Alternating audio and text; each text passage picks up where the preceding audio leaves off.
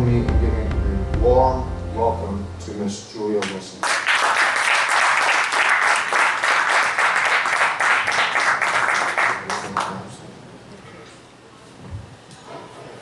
That is always my least favorite part of those introductions. That is very over the top, but thank you so much. And thank you all for letting me be here today and be part of your organization and be part of your afternoon. I'm going to start with a story, and I have just sort of three things that I want to just talk about in reflection in terms of the travel ban and life under this administration and where we as a big coalition might find power. And I want to make sure we have time for questions and answers and conversation as well.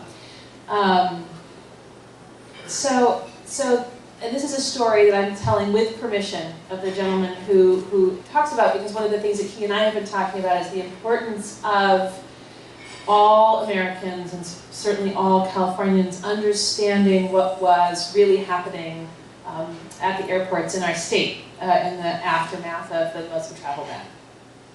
So I want you all to imagine for a moment that you are a 38-year-old Syrian man, a geologist, married with a son, who has, as we all know, watched your country fall apart around you. And you've been living in Turkey for the past year, helping other refugees as you go through the refugee vetting process, which is already extensive.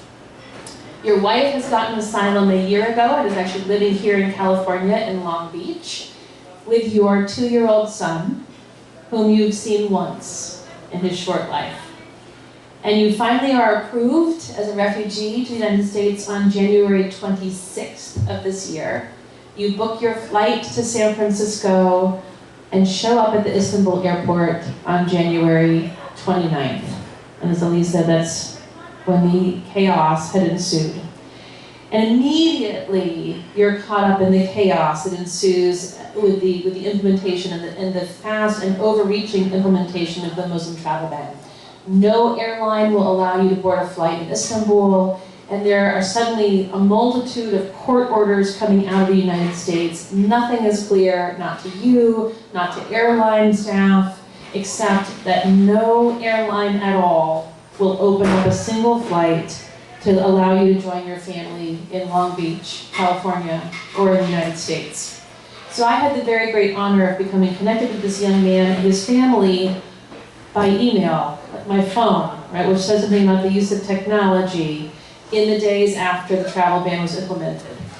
And my organization, OneJustice, had the very great privilege of supporting the legal aid nonprofits that were working at SFO and LAX and San Jose and Oakland airports.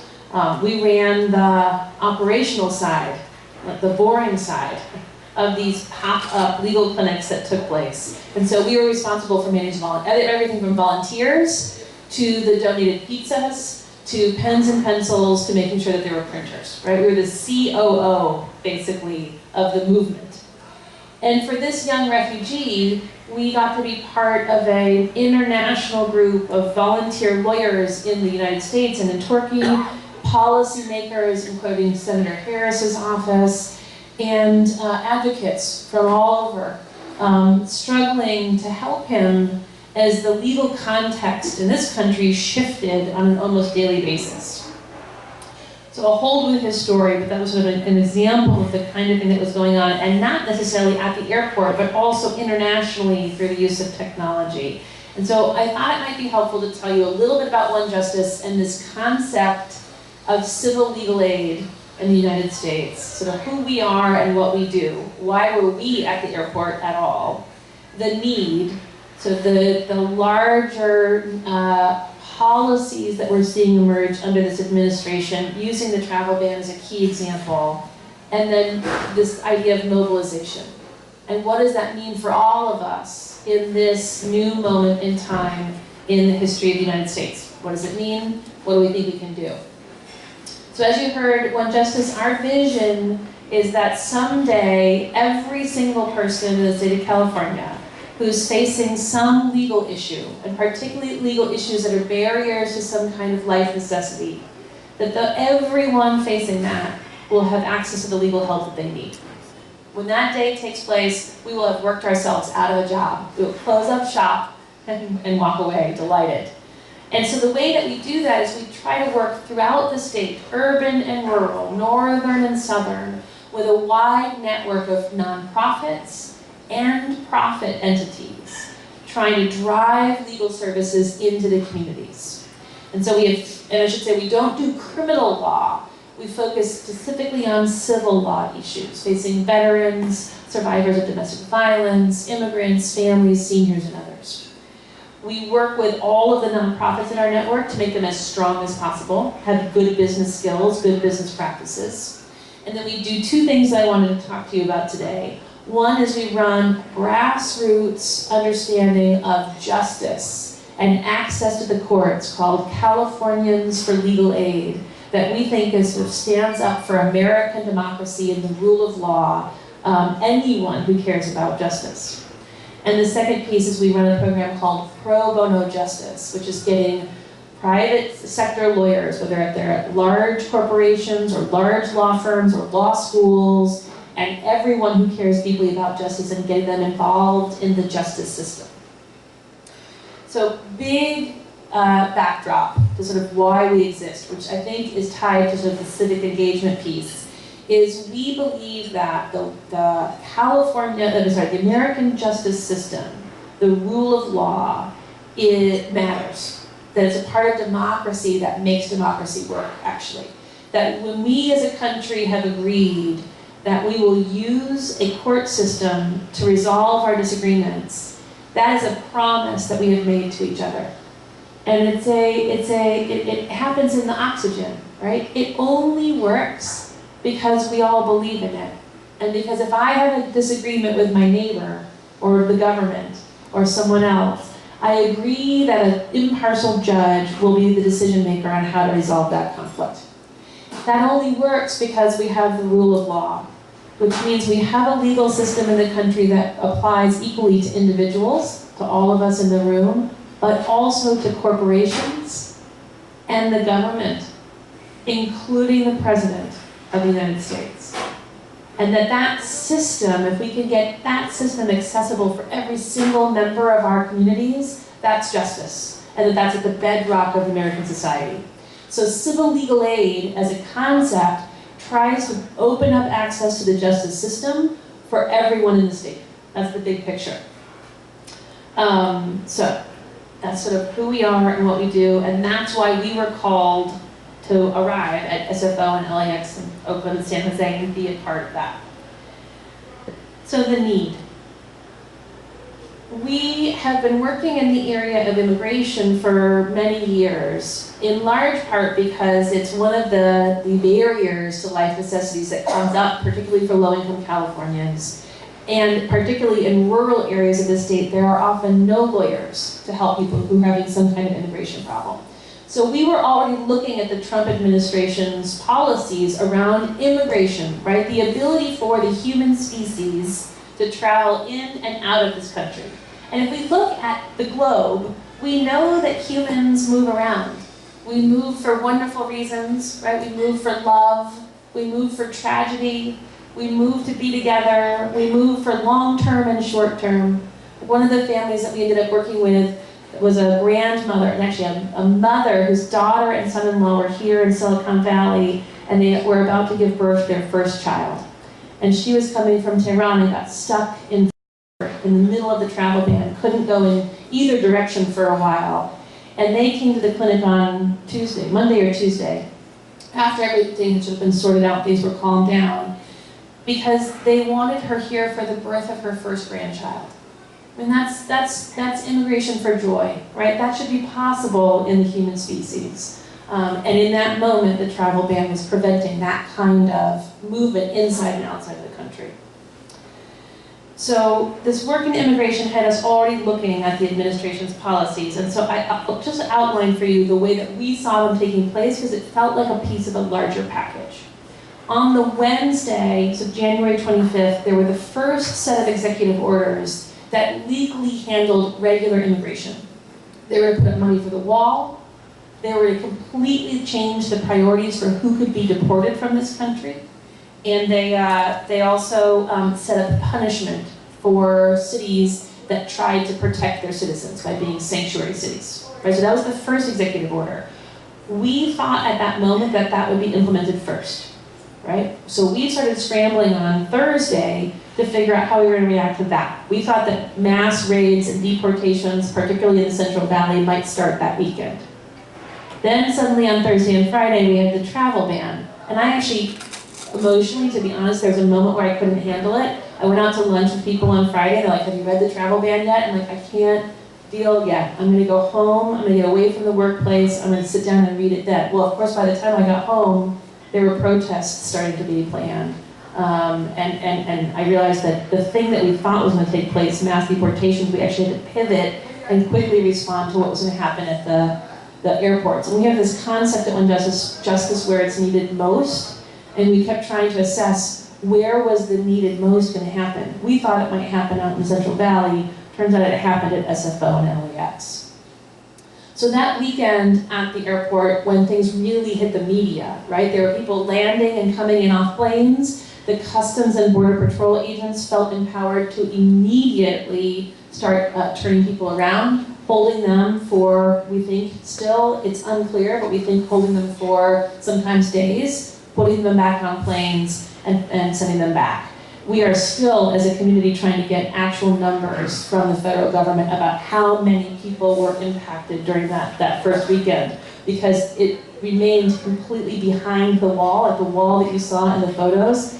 It was invisible as to the outside world, how many people were being impacted behind that wall. There were civil rights organizations and civil legal aid immigration organizations that showed up right away. And those staff attorneys who work at those nonprofits, that is their day job, they were sort of the backbone of that response. And by the time that our teams arrived on Sunday, they were exhausted. They had been working for, at that point, 24, 36 hours trying to get people released. They were preparing litigation in case they had to go to the federal courts to get people released, and they had not left the airport. And we watched them doing sort of four things. They were working directly with family members who were, at that point, distraught. They were also trying to figure out how they got a printer and paper and pens to print out the legal documents that they were trying to print. They were also trying to deal with the community member who wanted to drop off 50 donated pizzas. And they were also dealing with all of the hundreds of people, lawyers and non-lawyers, who were showing up to volunteer. So they were literally spinning in these 360-degree circles, trying to do all of those things at once. So we watched this and we stepped in and we said, stop. Face the families, face the passengers, face the travelers, and deliver legal services. You are civil rights and immigration lawyers, that is what we need you to do. We'll manage the pizzas, we'll manage the volunteers, we'll get you a printer. Just tell us what you need. And that was the operational side of it, right? So the lawyers need to deliver the legal services, and the rest of it, sort of the business side of it, that's what we stood up over time. Over the course of the next 9 days in San Francisco and 14 days in Los Angeles, because they had a bigger volume and more problems, at SFO, as Ali said, we had 400 volunteers come through in 4-hour shifts from 8 o'clock in the morning sometimes until 1 o'clock in the morning the next day. Those were the shifts that we saw, depending on what flights came in and what kinds of problems we had. The thing that we're still wrapping our heads around, honestly, is that most of our work has focused on mobilizing and engaging lawyers. But this was a 50-50 split. We had 50%, more or less, about 200 lawyers that volunteered during that time, and more than 200 community members. So we're starting to think now about what does that mean, the power of that moment of pairing lawyers for the legal part and community members to do everything else. And I think that's changing our model, honestly, as we move forward. And so that's a big thing about being here with all of you today, is thinking, how does the power shift, and what kind of conversations can we have when the tent is bigger and the coalition is more than lawyers? So I don't have answers for that yet, but we're excited to have those conversations with all of you. Eventually, After many orders and orders expiring and orders out of New York and DC and all the federal courts, there was, in a crisis moment actually, because there were people that we were trying to get into the United States at this moment when Boston Airport was the only airport that remained open to anyone. And Lufthansa airline was the only airline that would allow anyone to book a ticket. So that young family who was about to have their first child, who were trying to get their mother and mother-in-law in through the United States, they had booked a flight into Boston, but as we researched the order in Boston that was going to expire, we realized that her flight was going to land 1 hour after the order expired. And so we had a team of lawyers researching the order and researching the federal case in Boston, and ultimately the family decided it was too risky to have their 80-year-old mother travel all the way from Iran, get to Boston, and get turned around again for the second time. And so in that moment, and this is all via email, because at that point we were handling a lot of our cases by email, they made the decision to cancel that flight. And that was the last moment, the last chance for their mother to be there for the birth of her first grandchild. And literally 2 minutes later, we got the news that the federal courts in Washington state had issued another ban, a halt of the travel ban that was national in scope. It was extremely well researched, and when we read the language, we're like, oh, this is it. This is the strongest legal action that has come out of this. And so I was able to call them back and say, book a flight. Book a flight right now, because they're going to challenge this again. The administration will challenge this, and you're going to have about a 3-day window to get her into San Francisco or Los Angeles. Book a flight right now. Here's a copy of the order. Show this to the airlines. And I heard back half an hour later that they'd been able to get a flight. We sent them all kinds of information, including things for her to show. She almost got pulled out of line again in Dubai because they didn't like the way her visa looked, and so we're emailing back and forth, sort of things that she should say out loud, things she should hold up on her phone to the airline. And then we heard that she was on her flight and her son-in-law met her in Los Angeles. And a day later, I got a photograph of the daughter standing side by side with her mother here in San Jose.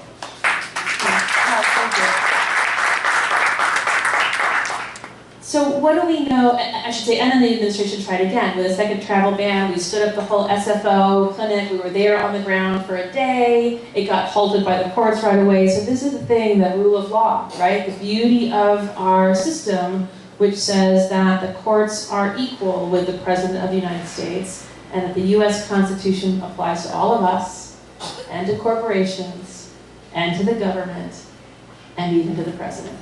Right? There is no footnote that says he's exempt. So in terms of the travel ban, we don't think it's going to happen again. In part because I was saying over the lunch table, I now get a report daily of all of the different court cases that are going on in the country around different pieces of the travel ban, and it's 20 pages long. So they are so busy. They are so busy defending the travel ban in court. The Department of Justice must be throwing a huge amount of resources, teams and teams and teams of lawyers, which is great because it means that it's costing them money, right? If we think about where the pressure points are, it's costing the administration a lot of money right now to pay for their lawyers to defend the unconstitutional travel ban. And the other good news is that we're still monitoring SFO and LAX. We still have teams of lawyers on call, on standby every single day. And at this point, knock on wood, we've stopped hearing of any problems, right? It's been long enough, and Customs and Border Protection have realized we're watching them even now, and knock on wood, we're not seeing any problems. Yeah. Thank you. So what does this mean in the bigger picture, right? If the travel ban, we think, was part of the administration's larger strategy around immigration, what does this mean for all of us now? So what are we watching now? Well, we know that this administration doesn't actually believe in immigration at all. Legal immigration, illegal immigration. Steve Bannon has made it quite clear that he doesn't think that the human species should have free ingress and freedom to come in and out of the United States. He would want to close the border entirely to everyone and have there be some period of assimilation. I don't even know what that means, and let alone how devastating that would be to our country in terms of the loss of talent and new ideas and perspective and creativity and innovation and the kind of creative abrasion we get by being a melting pot.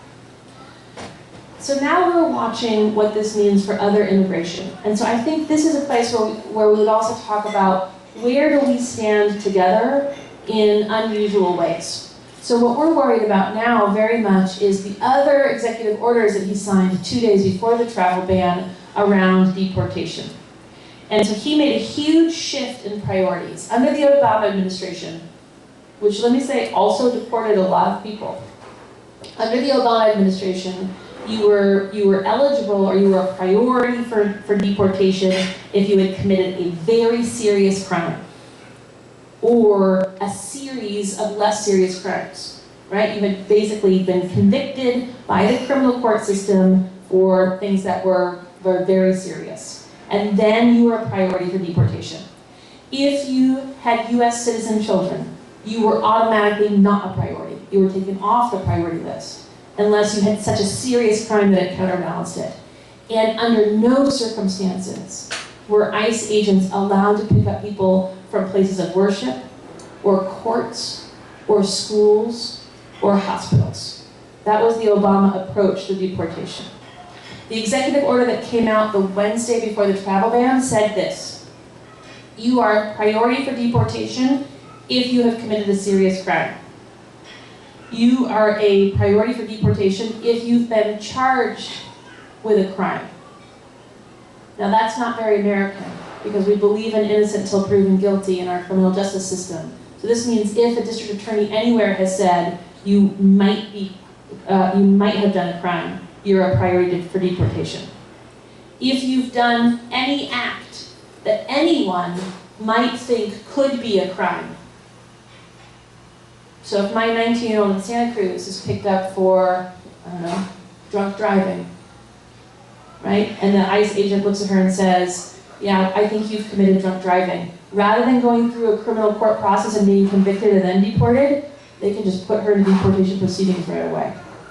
And the last category is, if an ICE officer has any reason to believe you might be a threat to public safety.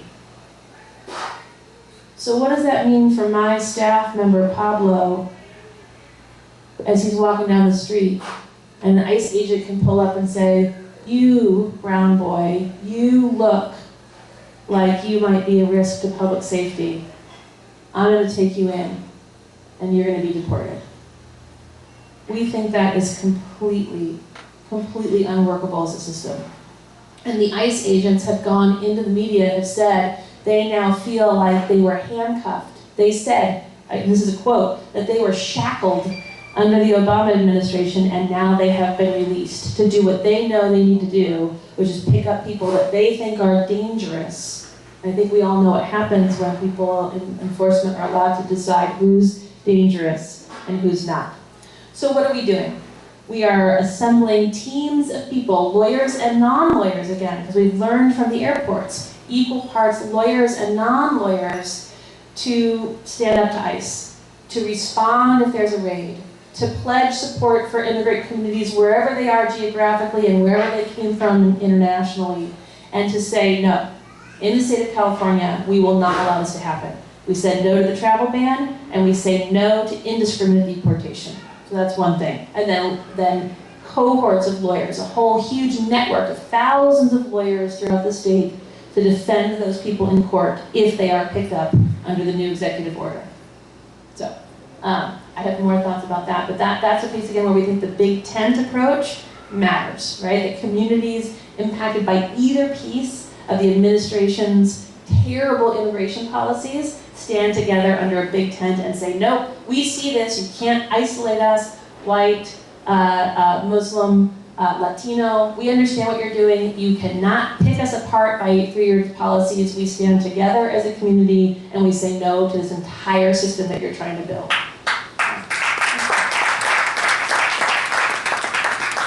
And the last piece, which has not hit the media in any way, is that the administration is actually trying to completely defund the lawyers. Because look what happened, right? Lawyers stood up in a way that was super unusual for lawyers. Right? Lawyers have had a whole uptick in our reputations. Lawyers will never be this popular in this country ever again. This is ever one moment in time to be heroes. And so now the federal administration, the Trump administration, in their federal budget, has proposed to completely eliminate all funding for what's called the Federal Legal Services Corporation, which gives $44 million to fund civil legal aid in the state of California. These things for us, our hypothesis is that this is tied together, right? You tear at the people who are impacted by the policies, and then you prevent the lawyers from helping them. And so we have a statewide network called Californians for Legal Aid that is now standing up saying, nope, lawyers matter, lawyers for immigrants, lawyers for poor people, lawyers for veterans, lawyers for domestic violence survivors, lawyers matter, and we, even though we're not lawyers and are not involved in that system, we say no. Fund the lawyers, access to justice for everyone. So that is another campaign. In fact, I fly to DC tomorrow for 5 days of lobbying, of trying to educate our federal legislators about why they should care about lawyers for their constituents. And again, we're looking for broad coalition members to be a part of that work. And that brings me to mobilization. What does it mean, and what do we think we can do? The first I would say is that we big community, language matters, right? And this administration uses the most hateful language. And I think we went, whatever your political affiliation is, we went from having a president who was pretty poetic in the way that he spoke about concepts to an administration that uses just hateful words, right? So all you'll hear, if you notice, President Trump won't even refer to refugees as refugees. He calls them illegal immigrants. He calls refugees illegal immigrants. And so all you hear is criminals, crimes, threats, terrorism. If you look on his website, there's not even a section of his website that deals with immigration. It's tucked in under the section of his website that talks about protecting the rights of police officers. That's where immigration lives in their rubric. And so we have made a concerted effort, starting at the airport, to talk about families. We kept talking to the media about families, that what's happening at the airport is that families are being shredded apart. We're talking about families and seniors and veterans who are immigrants, and talking about communities. And so language matters. We need to all get on board and stand up and use this language. We need to stand together. In the administration's approach, the travel ban and deportation are linked. It's all about tearing apart immigration. And so our communities need to be linked too. Those who are working on immigrant integration, and those who are working on civil rights, and those who are working against the administration and for lawyers for legal aid, we need to be working in a big concerted effort.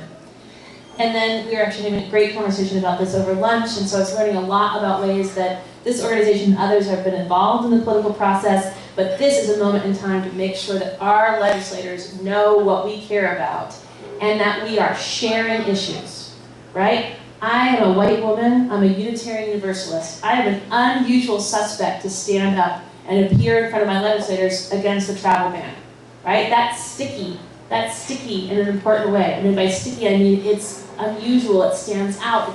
I'm not the person that they would expect to hear from about the travel ban, right? Same thing, where are other communities sticky on issues where I'm the usual suspect, right? Where my voice is like, yeah, whatever, I've heard from you about this before. How can we communicate, how can we work together to make sure that the unusual voices are being heard on each other's issues? And I would say the last piece, and we were talking about this over lunch, is the long game. We have to be playing the long game. We got so rocked by this administration. I mean, I'll tell you, it embarrasses me now, but our organization had done zero scenario-based planning for this moment. None. We never had a plan B. We never did. In fact, we were doing an immigration clinic in East Contra Costa County 2 days after the election. We never once had a conversation about what if. We just didn't, and it rots my brain now, but we never did. And so Wednesday morning after the election, we had to figure out how do you restructure an immigration clinic having no idea, but knowing what he said about what this administration would do on immigration policies. We never had a scenario plan for the travel ban, never. And certainly things have not happened in the sequence that we thought they would. So even though we are responding to these waves of crises, right, where the changes in the law are like earthquakes, and then the court cases are like ongoing aftershocks, we all have to still play the long game.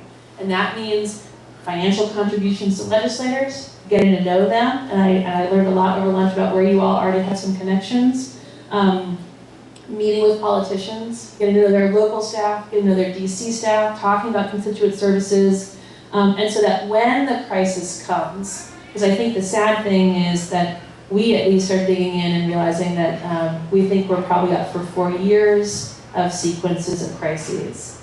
Those relationships are already in place, and we're not trying to build them as a community at the same time that we're reacting to the issues. So, that's a lot, sorry. And so I'll just, for closing purposes, return to the story of that Syrian refugee. I always feel like this because I've never met him in person. All of my communication with him is through my phone. But I just want to tell you sort of what ended up happening to him returning back to the SFO clinic. He was, we were able to get him into Boston on a Lufthansa flight in that final window where the Boston court order was still open. And there's like 8 of us on an email chain with him. Advocates in Boston and his pro bono lawyer in Turkey and Senator Harris's office and us. And I don't even know who all the people were. And so he was waiting in line to board that Lufthansa flight and emailing all of us, to keep us updated. And then he emailed that they were pulling him out of line. And we knew that the clock was ticking. And we couldn't figure out why. And so we were all advising him, like, don't get out of line, don't get out of line, keep talking to them, but stay in line, keep moving towards the plane, like sit down if you have to. And Kamala Harris was trying to call Lufthansa, and I was trying to figure out if any of the lawyers we work with know the general counsel of Lufthansa, could make a phone call. And he finally said, at like 7:24, that he said, I'm out, they've pulled me out of line.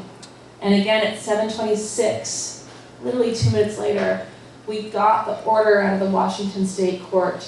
And so we were all texting him and emailing him, like, get back in line, here's the language, here's the media alert, hold it up on your phone, show it to the Lufthansa airline people. We got a PDF of the order, we sent it to him, we're trying to translate it for him, we're trying to see if his pro bono lawyer in Turkey can get back to him to the airport. And he was allowed to board the plane. Yeah, thank you. And I'll tell you, when I went to law school to be a legal aid lawyer, because I felt like the law in this country is like an electrical system that runs over all of our heads. And the way we have it set up is only some people are allowed or given the mitts that it takes to reach up and grab that electrical system.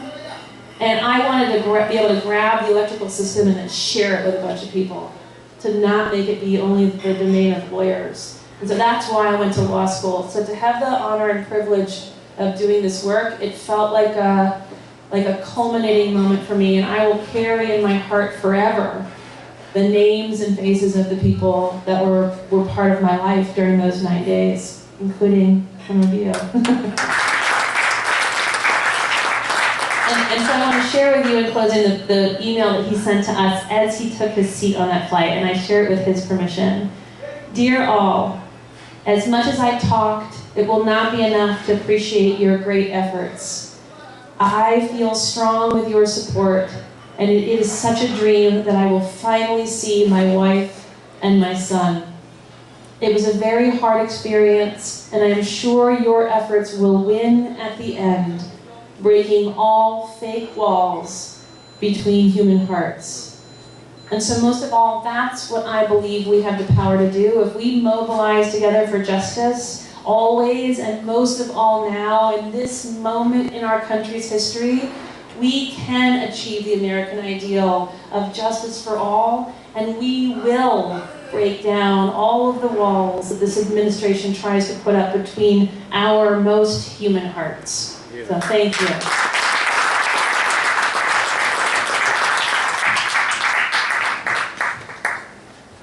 In if we can, please, a standing ovation for Julia.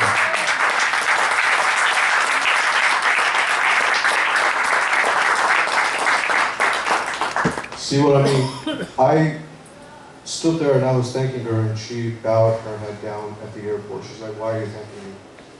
And this is something apparently, like she spoke from her heart. This is what she cares about.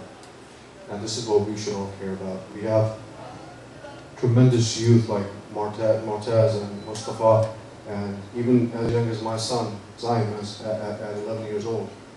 This is this beautiful young lady right here. What's your name? Well, she is our future, right? So we need to mobilize, as Julia just said, and this is all for us, it's for them. And I cannot be thankful enough for Julia, for all the work that she has done, and all these heart-wrenching stories that she's told. I don't know about you, but I was moved. And I don't get teared up, but I think I got a lump in my throat hearing these stories. This is connecting families. Right? So what are we going to do? What's our role in this community? Our community at large. Julia just hinted on it. We have to mobilize. We need to get connected. And this relationship, I know, is going to be an everlasting relationship between us, organizations, and person. So I thank you sincerely for your time, for your effort.